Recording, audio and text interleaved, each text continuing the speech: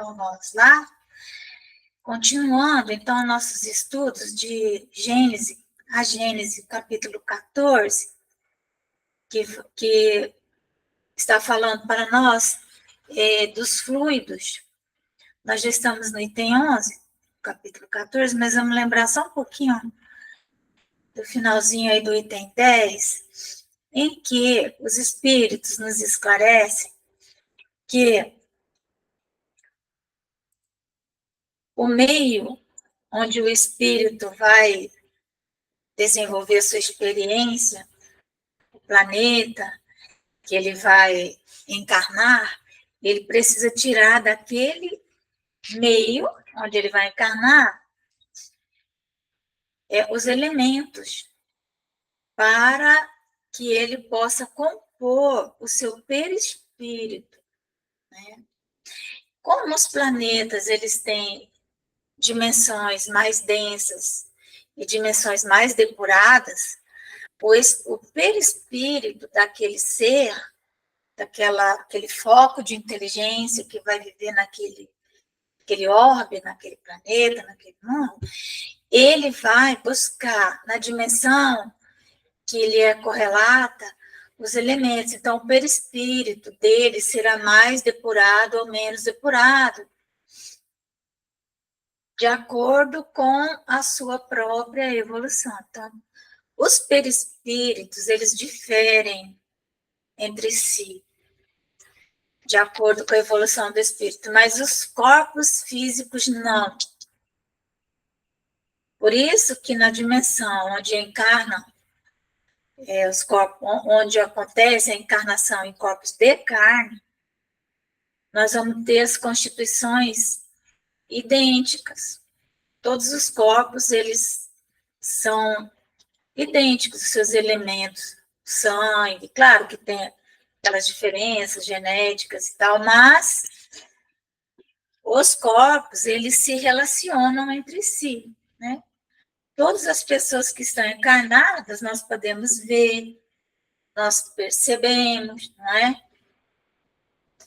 Sentem basicamente as mesmas coisas. Por quê? Para que ocorra esse relacionamento entre espíritos mais elevados, espíritos menos elevados.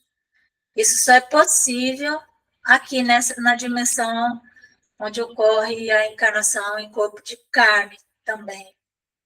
Quando o corpo de carne morre, o perispírito gravita para... Oi, Malvina. Oi, Malvina.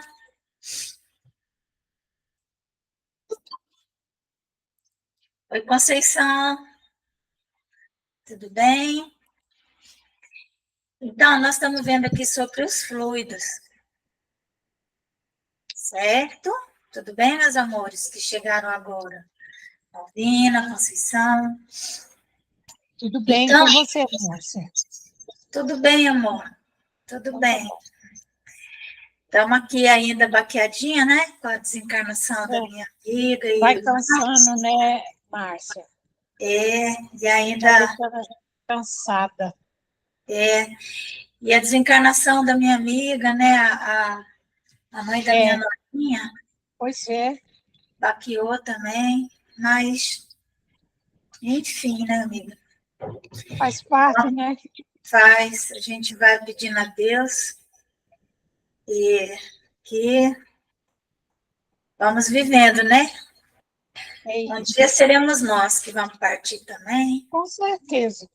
Né? Se a gente tiver certeza de qualquer outra coisa, como a gente tem essa certeza, né? Né? Pois é. Então, é isso. Então, nós estamos falando dos fluidos, que nós estamos no capítulo 14 da Gênese. Vimos o item 10, também para o item 11, e que no item 10 os espíritos chamam a nossa atenção pelo fato de que os perispíritos de cada um de nós, eles são compatíveis com o nosso grau evolutivo. Por quê? Porque o perispírito ele vai tirar a matéria para que os elementos que vão compor o perispírito no determinado planeta onde ele vai tirar suas experiências, daquela dimensão do planeta correlata com ele. Então, por exemplo, a nossa Terra, ela tem várias dimensões. Nós conhecemos, pelo menos, nos é relatado, pelo menos 7 dimensões que a Terra tem, né? Cada dimensão dessa, os elementos são cada vez mais sutis, da terceira para a quarta, da quarta para a quinta, da quinta para a sexta, da sexta para a sétima. Da terceira para a segunda, a segunda já é mais grosseira que a nossa, e a primeira muito mais grosseira ainda. Então, o que acontece? O perispírito, ele vai retirar, por exemplo, um espírito cujo grau evolutivo é compatível com a quinta dimensão, o perispírito dele vai ter os elementos da quinta dimensão. Mas o corpo dele, não, o corpo dele vai ser idêntico a de todos nós. Não é? Tanto que nós vemos todos os encarnados, não é? Todo encarnado nós vemos, conversamos. Muitas vezes eles nos enganam, não temos como saber qual é o grau evolutivo daquela alma, porque aparentemente ela é isso, aquilo, outro, né? Mas quando ocorre a desencarnação, cada um vai para a sua faixa evolutiva. Por que os corpos são dos mesmos elementos? Justamente para que possamos interagir, trocar experiências, não é? Então, é isso, né? Aí, no item 11, nós vamos começar o item 11. Então, eles dizem assim, para nós, né? Allan Kardec mesmo, nos orientando. O meio, né? Quer dizer, o ambiente onde nós estamos, né? O meio está sempre em relação com a natureza dos seres que têm de nele viver. Por exemplo, os peixes na água. Os peixes, eles estão adaptados para viver na água. Quando você tira um peixe da água, ele até aguenta um tempinho, mas é bem pouco. Logo ele morre, né? Os seres terrestres no ar. Então, nós vivemos aqui precisando do oxigênio do jeito como ele se apresenta para nós. Se nos colocarem na água, nós vamos morrer, né? O nosso corpo vai morrer. Os seres espirituais, aqueles que não têm um corpo físico, eles estarão em qual meio, né? No fluido espiritual ou etéreo, mesmo que estejam na Terra. Então, como eu falei, a Terra tem inúmeras dimensões. A pessoa está encarnada na terceira dimensão, que é essa dimensão que nós estamos todos aqui. Mas o perispírito dela é compatível com a dimensão dela. Então, aí ele diz assim, ó, o fluido etéreo, né, mais sutil, menos denso, mais elevado, está para as necessidades do espírito, como a atmosfera para as dos encarnados. Certo?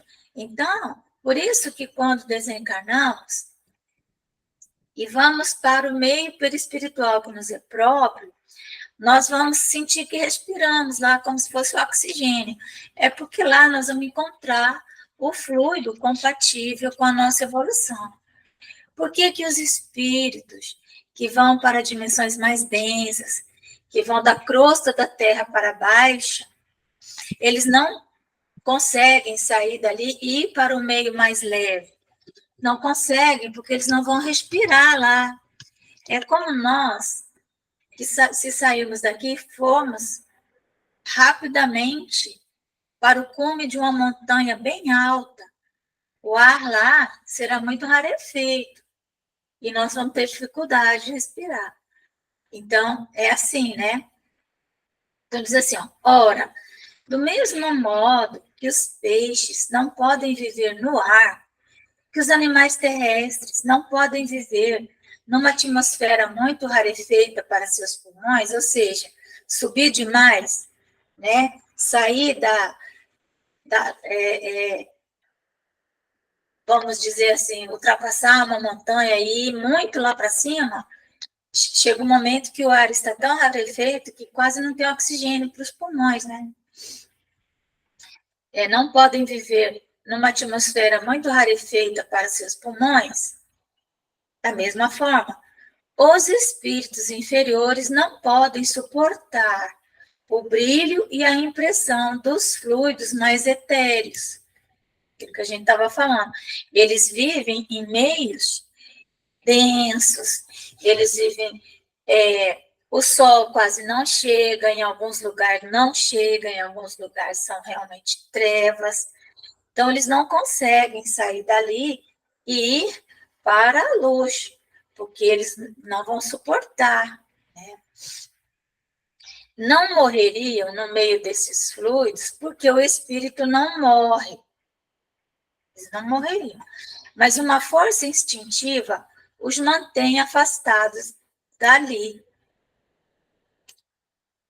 Como a criatura terrena se afasta de um fogo muito ardente ou de uma luz muito deslumbrante. No livro do André Luiz, Ação e Reação, ele fala da reencarnação, muito dessa lei da reencarnação. E tem uma instituição que ela vive, que ela existe em meio a trevas densas. É como se fosse um santuário numa região de grande sofrimento, pior do que um umbral, e é tipo como se fosse assim, um santuário, né?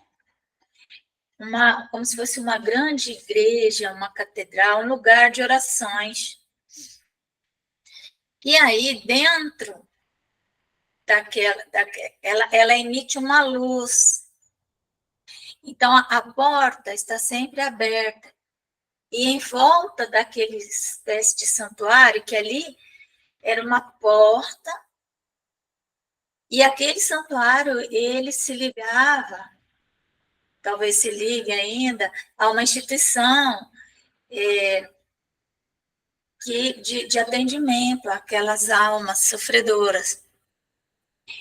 Então, pululavam em volta daquela espécie de igreja, vamos dizer assim, aquele santuário, espíritos, assim, muito infelizes, ignorantes, né? Que viviam ali em volta, mas era o máximo que eles conseguiam chegar. Alguns conseguiam entrar dentro daquele templo. Os que conseguiam entrar no templo é porque eles já estavam, eles ficaram longo tempo ali em volta, modificando seu padrão, orando, a fim de que eles fossem se acostumando com a energia que estava ali dentro.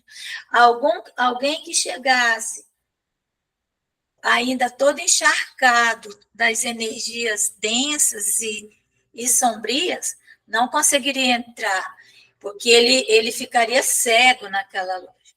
Era preciso primeiro se adaptar àquela realidade. E isso só era possível modificando o seu estado vibratório. E aí isso é explicado para o André Luiz, né? Que é dessa forma que aqueles que conseguiam entrar, já significava, por isso, pelo fato de terem conseguido entrar, que eles já estavam numa faixa que eles poderiam ser atendidos dentro da instituição. Né? Então, e ali naquele santuário havia muitos nichos assim, cada um entrava e se ajoelhava naqueles nichos e oravam para os seus deuses, aqueles que eram ainda da época do paganismo, Quando ele orava para o Deus dele, naquele nicho aparecia para ele aquele ser, aquele Deus no qual ele confiava. Alguns oravam para santos, aí aparecia o santo da devoção. Outros começavam a orar para espíritos, né? Talvez algum espírita desencarnado chegava lá, orava para o doutor Bezerra, aparecia o doutor Bezerra. Essa nossa, ainda, infantilidade. E aí eles explicaram para o André Luiz que aqueles nichos, eles se adaptavam magneticamente à mente daquele que estava ali orando, para que ele se sentisse bem, para que ele conversasse com quem ele tinha confiança, porque almas infantis ainda, né? Que precisavam disso, não conseguiam orar a Deus pura e simplesmente.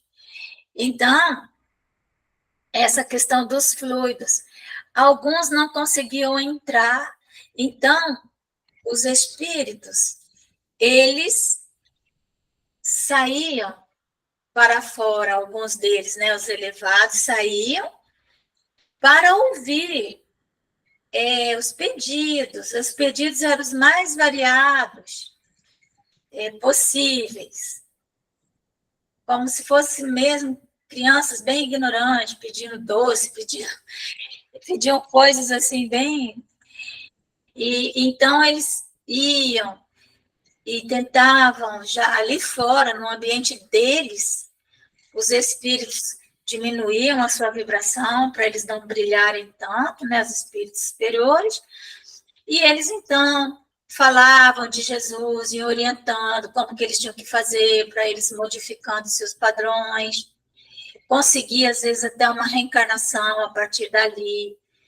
Então, essa questão fluídica, que ela é uma questão magnética e científica, é assim que Deus faz, ele não fica ali punindo ninguém, simplesmente nós vamos estar, do ponto de vista do perispírito, unido àqueles que nos são iguais. O que nós vemos assim entre os encarnados? De alguma maneira, isso procede também entre os encarnados, porque nós vamos também selecionando, conforme nós vamos ficando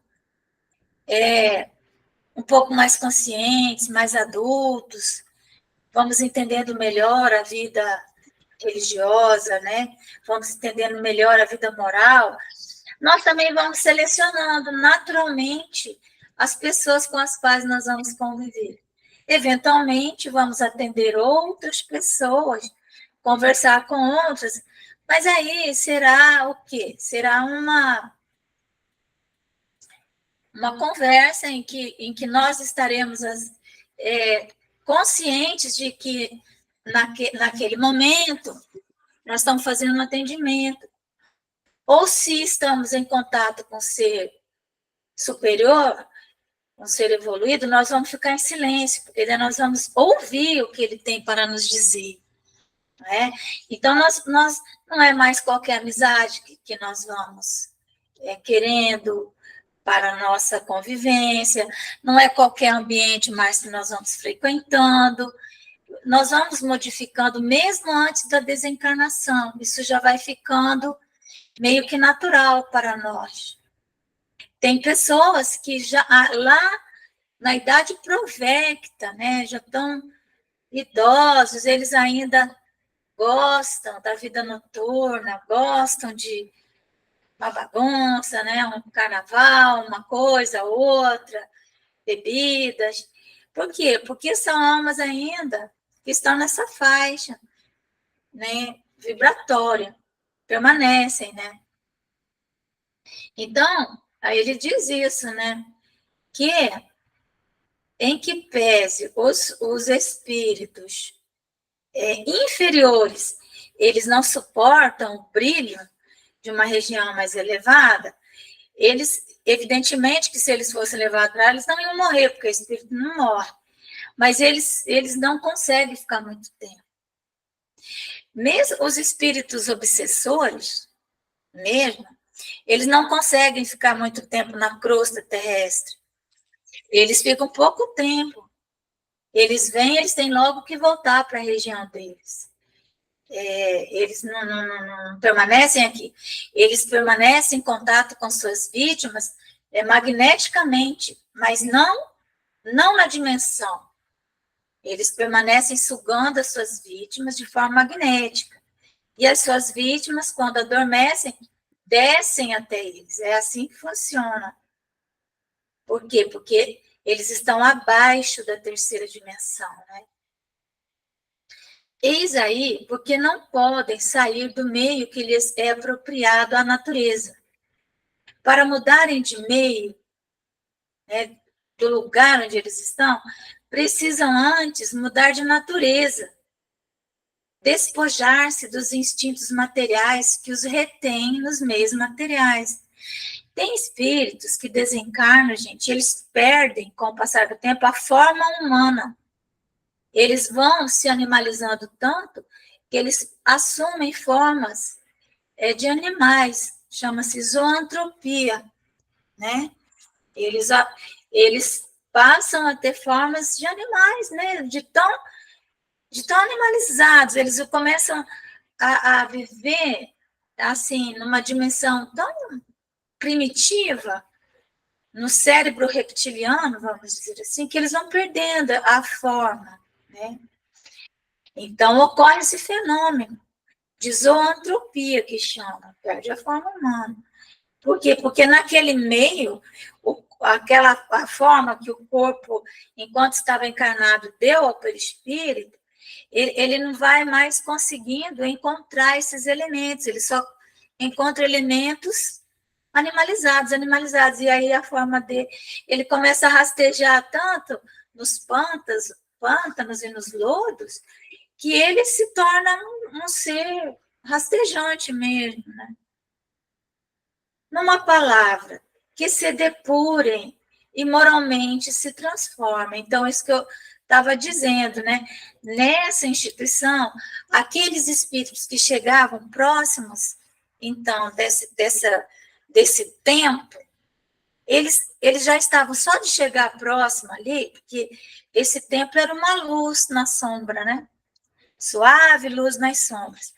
Só o fato deles conseguirem chegar ali já demonstrava que eles estavam querendo mudar.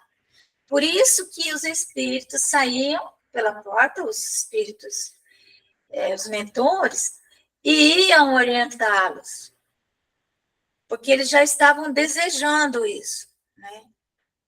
Então, né, gradualmente se identificam com um meio mais depurado. É gradualmente, que se lhes torna uma necessidade, como os olhos para quem viveu longo tempo nas trevas.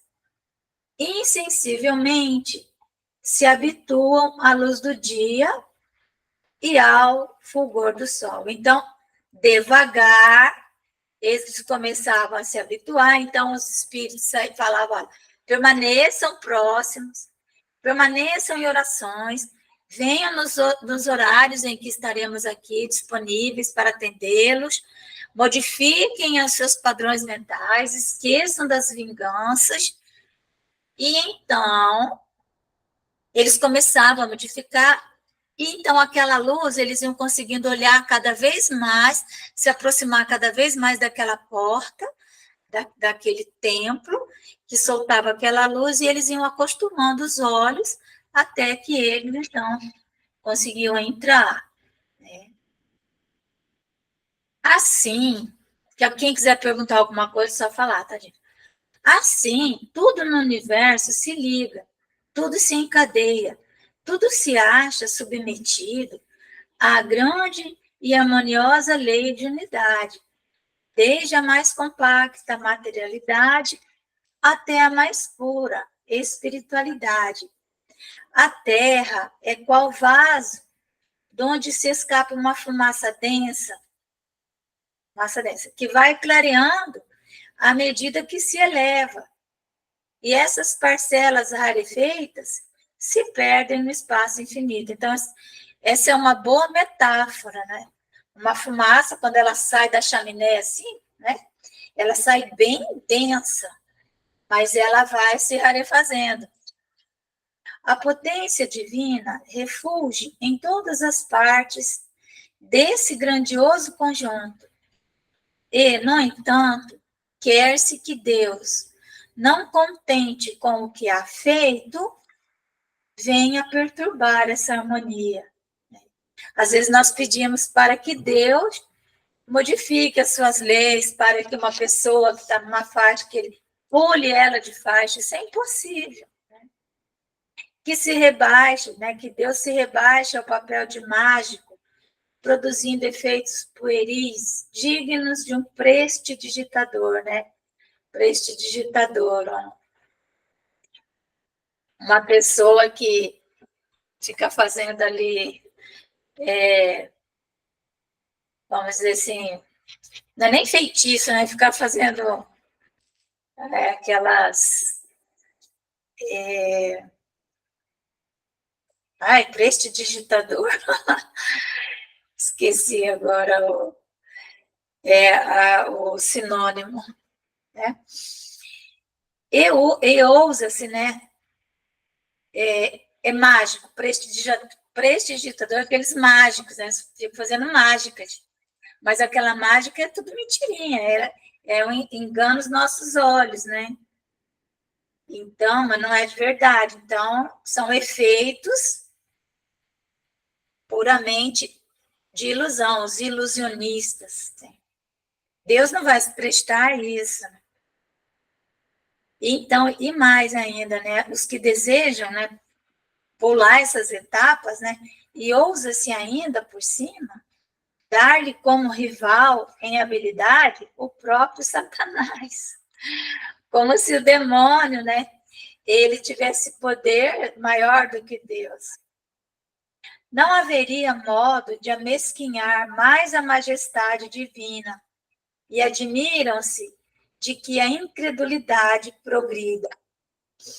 Isso aqui significa, quando ele fala incredulidade progrida, porque a igreja, ela divulga essas teorias, né, de que o Satanás, ele teria poderes muito grandes de modificar algumas situações, né? Então, por essa razão, a ciência vai se afastando desse tipo de religião, né? Tendes razão de dizer, a fé vai-se, né? Tipo assim, a fé vai se acabando, mas a que se vai é a fé em tudo o que aberra do bom senso e da razão. É a fé idêntica a que outrora levava a dizerem, vão-se os deuses, né? Quando se afastou-se dos deuses pagãos para o monoideísmo, né? Para o monodeísmo. Por quê? Porque houve uma evolução. Então, a fé, porém, nas coisas sérias, a fé em Deus e na imortalidade, essa está sempre vivaz no coração do homem. E por mais sufocada que tenha sido sob o amontoado de histórias pueris com que a oprimiram, ela se reerguerá mais forte, desde que se sinta libertada, tal como a planta que, comprimida, se levanta de novo, logo que a banham os raios do sol. Efetivamente, tudo é milagre na natureza, porque tudo é admirável e dá testemunho da sabedoria divina. Esses milagres se patenteiam a toda a gente, a todos os que têm olhos de ver e ouvidos de ouvir, e não em proveito apenas de alguns. Não. Milagres não há no sentido que comumente emprestam a essa palavra, porque tudo decorre das leis eternas da criação. Leis essas perfeitas. Então, nós encerramos aqui o item 11 e o 12. E eu quero ouvir de vocês, se vocês têm alguma consideração a fazer. Senão, nós vamos passando para o nosso encerramento. Vocês entenderam essa questão dos fluidos? Tem alguma pergunta? Temos tempo para conversarmos sobre isso. Entenderam a questão do perispírito? Para mim está tudo certo. Deu para entender a questão do perispírito, né? As diferenças? Sim, para mim, sim. Beleza. Todo mundo, então, né? Conceição, já que você falou aí, você pode fazer a nossa oração, meu amor? Você vai me perdoar, mas eu não tenho essa capacidade ainda, não. Tá bom? Me perdoa. Não? Você nunca fez Ainda não tenho essa capacidade, não. nenhuma oração, nem um Pai Nosso, nada? Sim, com certeza eu sei fazer, mas agora, aqui, assim, eu não consigo. Entendi. Malvina, faz oração para nós? Faço, Márcia. Então tá bom. Nesse instante, vamos fechar os nossos olhos, pensar em Jesus, ter a imagem